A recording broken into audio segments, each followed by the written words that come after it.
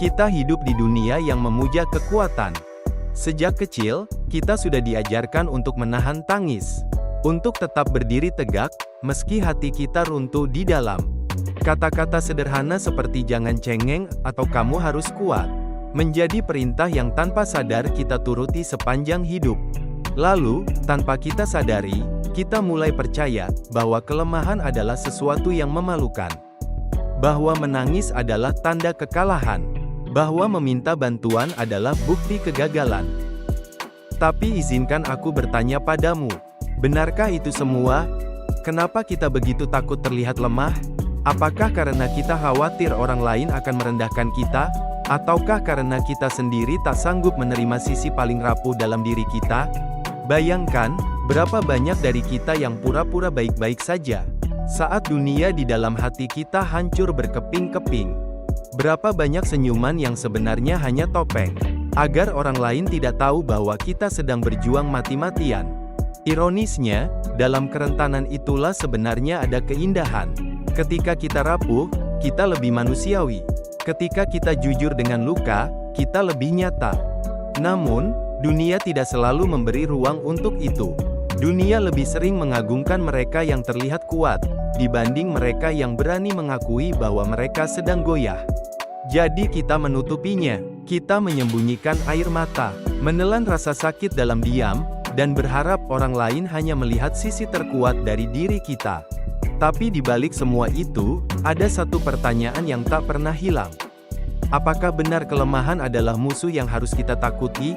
Ataukah justru, ia adalah pintu yang membawa kita pada kekuatan sejati?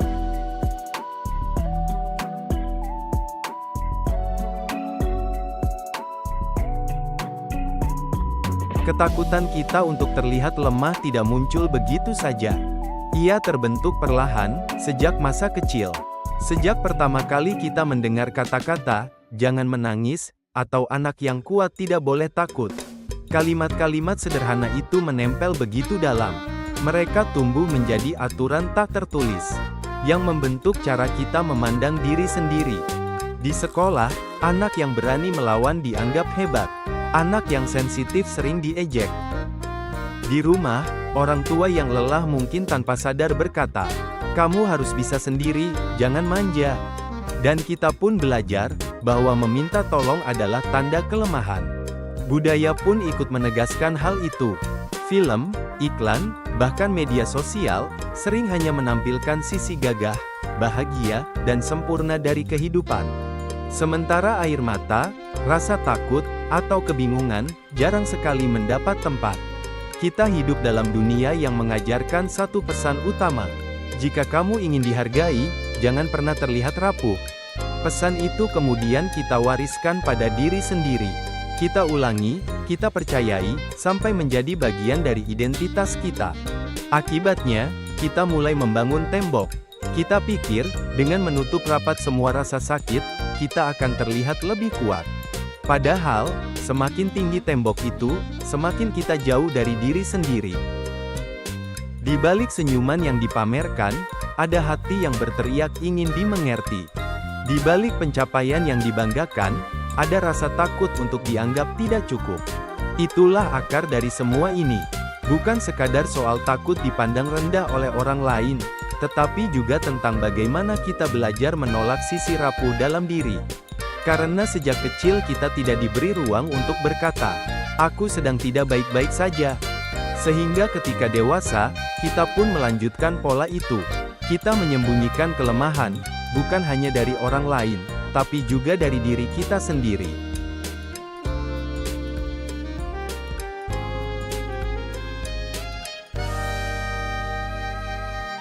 Setelah bertahun-tahun menelan pesan bahwa kelemahan harus disembunyikan, kita pun mulai terbiasa memakai sesuatu yang tak kasat mata, sebuah topeng. Topeng ini kita gunakan setiap hari, di kantor, di sekolah, bahkan di rumah bersama keluarga. Kita tersenyum ketika hati kita hancur. Kita berkata aku baik-baik saja ketika sebenarnya kita lelah. Kita berusaha terlihat kuat, meski tubuh dan jiwa kita sedang runtuh. Topeng itu, pada awalnya, terasa seperti pelindung. Dengan topeng, kita bisa menghindari tatapan iba. Kita bisa menjaga harga diri. Kita bisa tetap terlihat kokoh, meskipun sebenarnya rapuh. Namun lambat laun, topeng itu berubah menjadi penjara. Kita tidak lagi bisa membedakan mana wajah asli kita, dan mana wajah yang hanya kita ciptakan agar diterima. Dan semakin lama kita memakainya, semakin berat rasanya untuk melepaskan. Ada orang yang terlihat paling ceria di antara teman-temannya, tapi di malam hari menangis sendirian di kamar. Ada yang selalu menjadi sandaran bagi banyak orang, namun tak pernah punya tempat untuk bersandar. Topeng kekuatan membuat kita tampak aman di luar, tapi di dalam, ada luka yang dibiarkan membusuk tanpa pernah dirawat. Dan luka yang dibiarkan, tak pernah benar-benar hilang. Ia hanya bersembunyi, menunggu saat untuk meledak. Pertanyaannya sekarang adalah, apakah dengan memakai topeng itu kita benar-benar selamat? Atau sebenarnya, kita sedang perlahan-lahan menghancurkan diri sendiri? Sebab kebenarannya adalah ini, topeng mungkin melindungi kita dari rasa malu, tapi juga menjauhkan kita dari kemungkinan disembuhkan. Karena untuk bisa sembuh, kita harus berani menunjukkan luka. Dan untuk bisa hidup nyata, kita harus berani melepaskan topeng.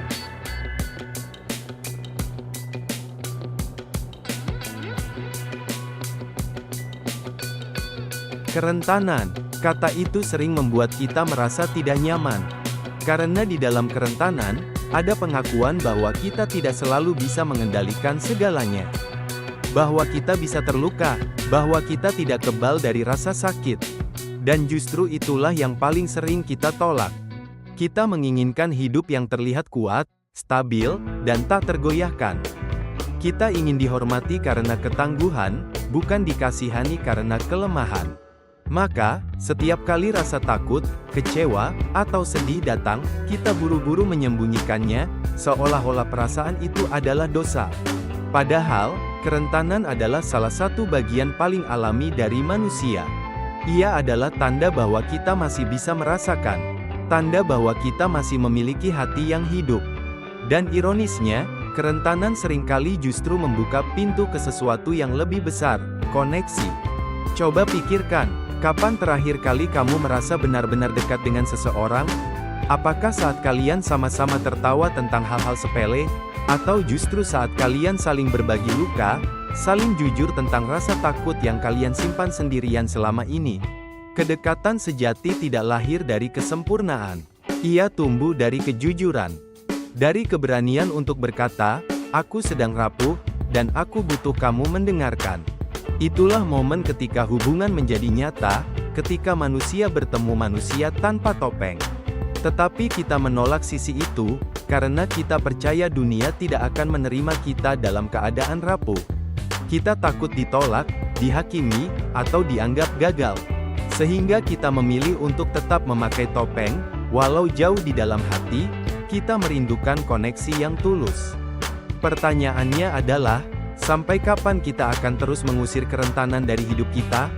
Sebab semakin keras kita menolak sisi manusiawi ini, semakin dalam pula kesepian yang akan kita rasakan. Kerentanan bukanlah kelemahan, ia adalah ruang di mana kita bisa bertumbuh. Ia adalah tempat di mana empati lahir.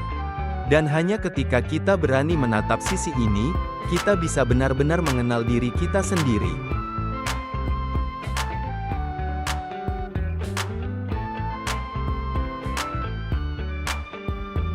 Kita sering salah mengartikan arti kata kuat. Kita pikir, kuat berarti tidak pernah menangis, tidak pernah goyah, tidak pernah jatuh. Namun, apa benar begitu? Mari kita bayangkan dua hal. Sebuah baja yang keras, dan sebatang bambu yang lentur. Saat badai datang, baja mungkin terlihat kokoh, tapi sekali retak, ia akan patah. Sedangkan bambu, meski terlihat rapuh, ia mampu membungkuk mengikuti arah angin. Lalu kembali tegak. Jadi, siapa sebenarnya yang lebih kuat? Kekuatan sejati tidak lahir dari menolak kelemahan. Kekuatan sejati lahir dari keberanian untuk mengakui bahwa kita tidak selalu bisa berdiri sendiri. Bahwa kita manusia, dan manusia itu tidak sempurna. Ironisnya, semakin kita berusaha terlihat tak terkalahkan, semakin rapuh kita sebenarnya. Karena di balik dinding yang kita bangun, Ada luka yang tak pernah disembuhkan. Dan luka yang disembunyikan, hanya membuat kita semakin lemah. Orang yang berani berkata, "Aku butuh bantuan," seringkali lebih kuat daripada mereka yang terus berkata, "Aku bisa sendiri." Karena keberanian sejati bukanlah tidak pernah jatuh, tetapi berani berdiri lagi setelah jatuh. Dan terkadang, berdiri lagi berarti meminta seseorang menggandeng tangan kita. Kita lupa bahwa rapuh bukanlah kebalikan dari kuat. Rapuh adalah bagian dari kuat. Sama seperti malam adalah bagian dari hari, atau luka adalah bagian dari proses penyembuhan. Jadi, ketika kita menolak kelemahan, kita sebenarnya menolak kesempatan untuk menemukan kekuatan sejati kita. Kekuatan bukanlah wajah tanpa air mata, tetapi hati yang berani menangis, dan tetap melangkah meski penuh luka. Mungkin inilah paradoks terbesar dalam hidup manusia. Untuk menjadi benar-benar kuat, kita harus berani menerima bahwa kita juga lemah.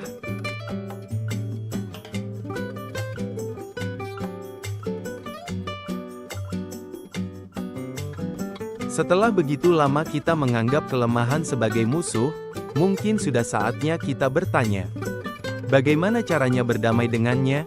Langkah pertama adalah berhenti menghakimi diri sendiri. Berhenti berkata, "Aku seharusnya lebih kuat dari ini." Karena kenyataannya, tidak ada satupun manusia yang bisa kuat setiap saat. Kita perlu belajar untuk memberi ruang pada emosi kita. Menangis bukanlah kelemahan, itu adalah bahasa tubuh untuk melepaskan beban. Meminta bantuan bukan tanda kegagalan, itu adalah cara manusia saling menjaga agar bisa bertahan.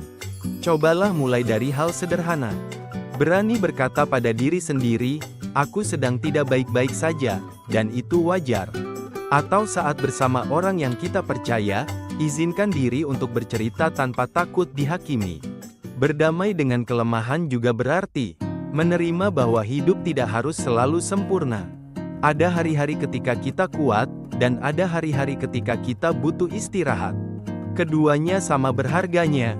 Bayangkan jika kita mulai menciptakan ruang aman, ruang di mana kita tidak perlu pura-pura, ruang di mana rapuh dianggap manusiawi, ruang di mana setiap orang boleh tampil apa adanya. Betapa banyak jiwa yang akan merasa lega. Dan yang lebih penting lagi, berdamai dengan kelemahan bukan berarti menyerah. Justru sebaliknya, itu adalah bentuk keberanian. Karena butuh keberanian besar untuk mengakui sisi diri yang paling rapuh. Kita mungkin tidak bisa mengubah dunia yang sering menghakimi, tapi kita bisa mengubah cara kita memperlakukan diri sendiri. Dan ketika kita mulai berdamai dengan kelemahan, perlahan-lahan kita menemukan kekuatan yang selama ini tidak pernah kita sadari ada di dalam diri kita.